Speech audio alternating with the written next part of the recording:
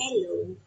So you must be wondering what is this vibrant screen all about? Well, this is an application called Padlet. You can go to it through padlet.com. So, in simple words, Padlet is nothing but an online bulletin board or an online post-it board. Okay, I've added one image to highlight this better. So it's basically a virtual wall where people or students or even teachers can express and share their opinions, thoughts, ideas, photos, images, voice recordings, videos, and many more things. And why do we use Padlet? Okay, so the plus point for using Padlet is it is very user friendly and easy to understand. It makes the lessons more interesting because it is very visually attractive. And the way we use Padlet on a computer or a laptop or in an all-in-one system, it will work in the exact similar way or rather same way on mobiles, tablets, iPads. There's no difference and you can work easily in each of these devices. And the registration is free. We have 3 Padlets which are free and they could suffice for us as we are always allowed to edit them and change them. Now talking about how else could we use them. So as a teacher, I would like to use Padlet if I want to brainstorm a particular topic. If I want to discuss a project or any particular probing question that I have asked the children, that could be answered using a Padlet. Like for example, what is Padlet is written here. Any student who has been given access could write. It is a very innovative way to learn. So this is your student opinion. This is how you can have discussions. How else could we use? We can have a live question bank as I just discussed. We can also gather student work if they could send us images of their work or their videos or audio. All of it could be stored over here virtually. And it is great as exit ticket. For example, we can just tell them at the end of the lesson that, learners, now it's your recap time and just write down the things that you've learned. Or the other ways, how you could have these exit ticket activities are as follows. As you can see, I've added a screen recording in this particular tab. So just have a look. I'll play it.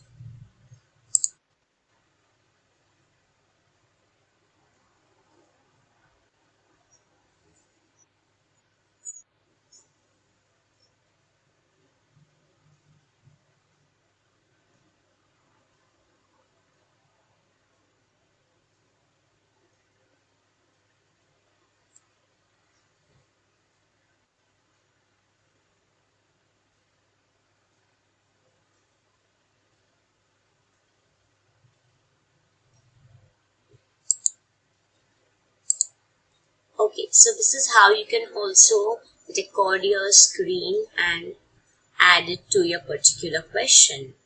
And as you see in the comment, I have added a link. Now this link could help me to refer something, or if I want the learners to go to a particular website, I can just add it in a comment here.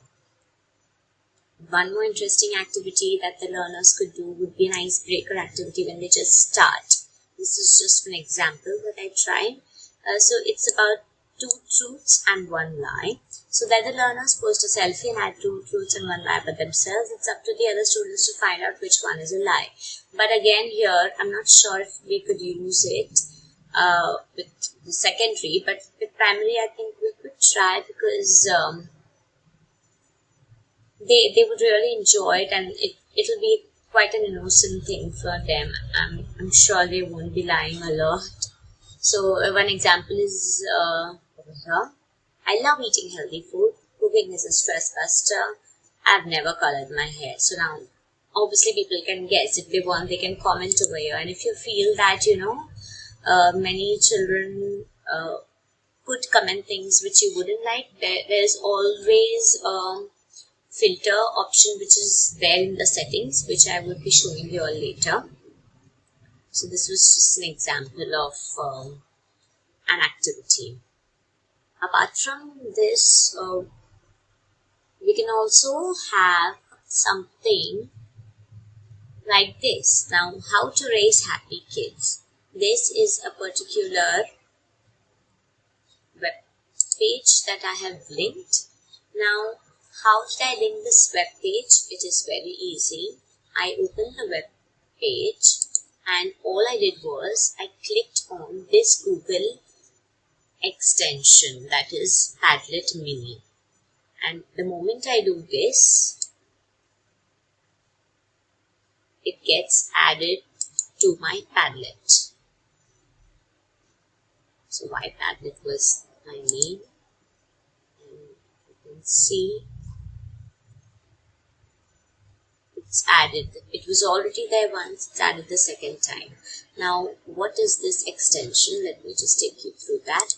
So before I show you how to use the Padlet, let's first learn how to download the extension, or rather install the extension.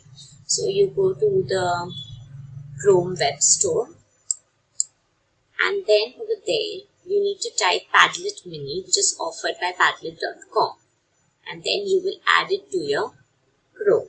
I have already added over here, so you can see it on my tab over here. This is the icon that would appear once you add it. Please remember, you can add the extension but avoid syncing it. So that was about why do we use Padlet and how to download the Padlet Mini extension. Now I shall take you on through how to create your own Padlet. So in the last session, we saw how we added the Padlet Mini extension from the Google Chrome web store. Now let's go to Padlet.com and see how it works. So first you type over here Padlet.com, and then you get into the web page.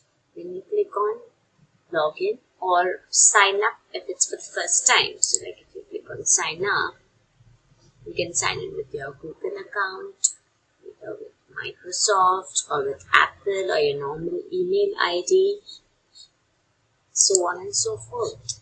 So since I already have signed up, I'll just log in with my Google account.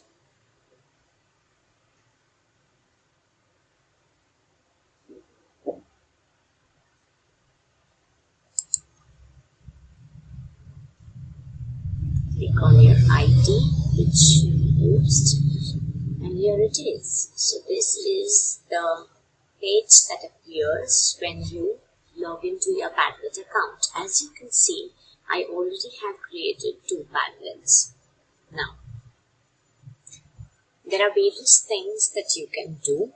The first thing that is, and the most interesting thing for us teachers, is making a Padlet. So I click over here on this plus sign, and there are various layouts, specifically 8 layouts, namely wall, canvas, stream, grid, shelf, back channel, map, timeline. These layouts are basically just the way our Padlets would be arranged. So the most organized thing I found was the shelf, or even the grid is good. So let me just try shelf for now. It will take a while, and it is done. So this is your first Padlet, and as you can see, they've already given a title by default, a description, and a beautiful background which is changeable also. Like I want to keep the title as it is because I really like it, and I could just say here, made with curiosity. Yeah, sorry for that. Yeah, so made with curiosity. Now what is this icon? So near your name you can have any icon. Let me just take this cute icon over here. And you see over here, like near the name of your Padlet, you have a nice icon. So after selecting the icon, I go back and I explore what is there down. So this is the unique link to your Padlet which we can share with the children. If you want, you can also change it to anything. So let me just tag over there. Curious 14 is just a random name that I have chosen. And suppose if I want to change the wallpaper, I can choose from the existing ones, or I can just add through searching, through loading, by pasting a link, taking a photo, or even drawing. So let me explore the drawing part. And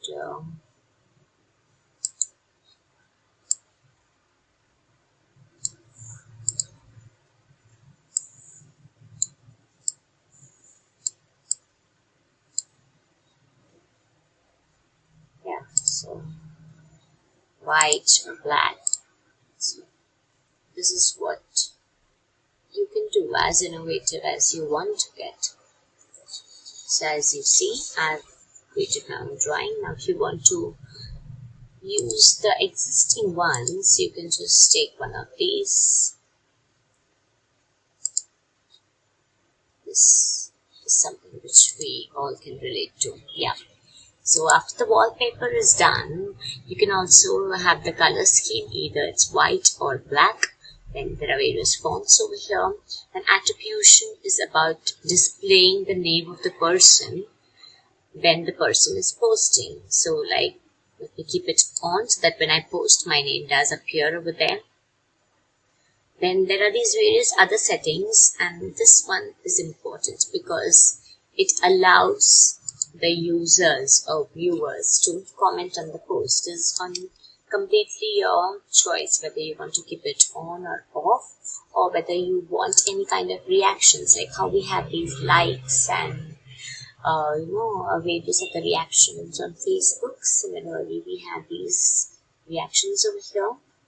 So let me just click on like. Yes, so I've clicked on like. Vote is like thumbs up or thumbs down, whether they like or dislike a particular post. Star is the star rating, how we give on Google reviews, 1 star, 2 star, or even we use it in Zomato and Swiggy, we used to. And then we have this grading system, which we can explore a bit later. Then yes, so now content filtering. This is something which is very important, where we can, stop the learners from using any kind of foul language, or we can just keep a check on what kind of comments they are having. So for now, I'm just going to keep it off. And after this is done, please click on next. And then you can just start posting. So now when I talk about the layout shelf, you can easily bifurcate your work. Like for example, I can say week 1, day 1, save. Then I can add up here week 1, day 2. So if you don't want to go day wise, you can always rename it like this and just go subject wise if that suits you. English over here.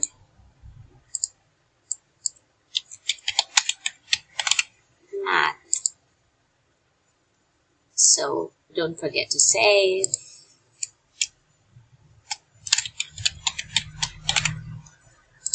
Yeah, then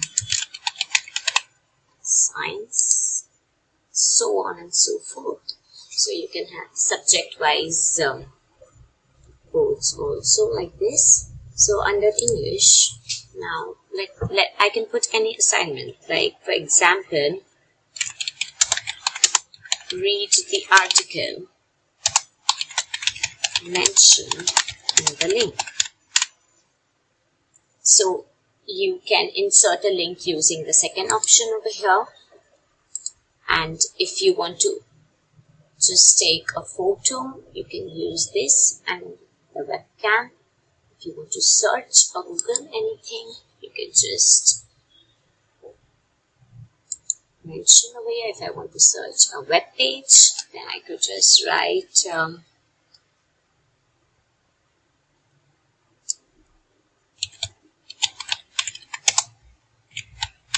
you want them to read some positive quotes.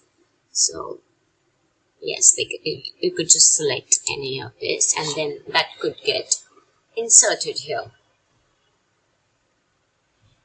It's taking a bit, and here it is. So when the children click on this, they will be automatically redirected to the web page. Suppose you want to upload an image, then you need to click over here on this icon, and then you can just pick a file from your computer maybe. This is 4-digit expanded form which I am uploading,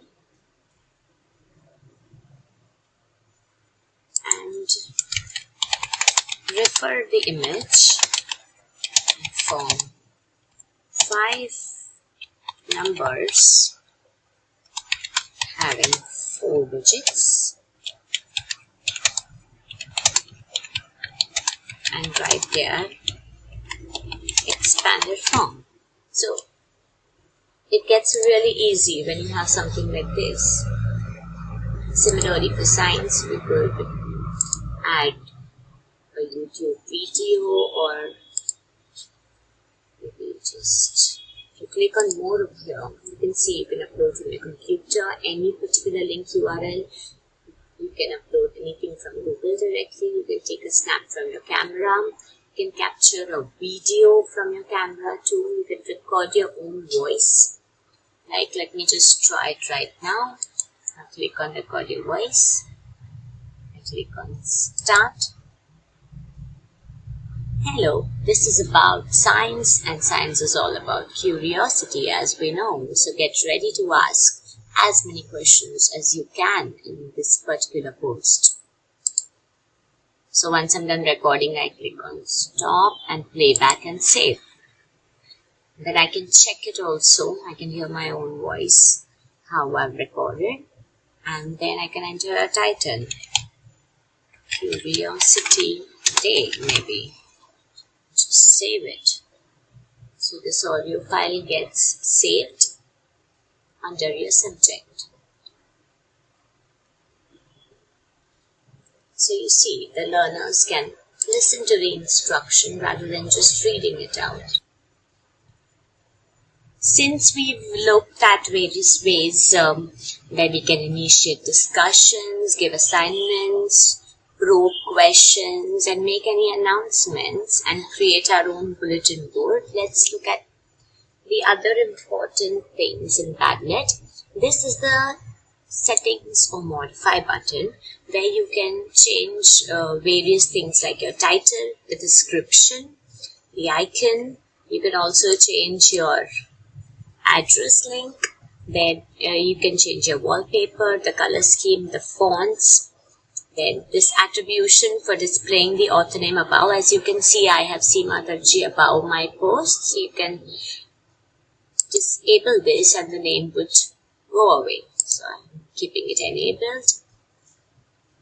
Then the other important ones are about the comments. This allows the viewers to comment on the post. It is completely a choice whether you want to allow the learners to comment or not to comment, depending upon the type of activity. Then we've just explored these already, so let's move on to the More button. Now, this is the More button. If I click on it, I get various options. The remake option is to make a copy, like how we have an option of making a copy of our own document. This is the same option. Then we can invite people in various ways. We can either type their email ID or username, and we can also copy the link to the clipboard. So once the link is copied to the clipboard, I can just show you.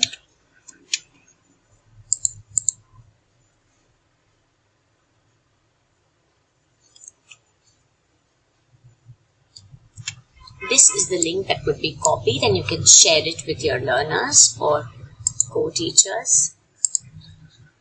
Then you can get it in the form of a QR code. You can also embed in your blog or website. You can email them. You can share on Facebook, Twitter, and the most interesting part comes here. We can share it on a Google Classroom. So if I click over here, it takes me to my Google Classroom. I have created some dummy classes. So let me just quickly select one of them. Then I choose an action like creating an assignment, asking a question, making an announcement, creating some material. So let this be an assignment, for example. Click on Go. The title would be Hi from Padlet. And I just no topic. It's just a dummy thing for now. So I have posted this to my class, and this is how it will look.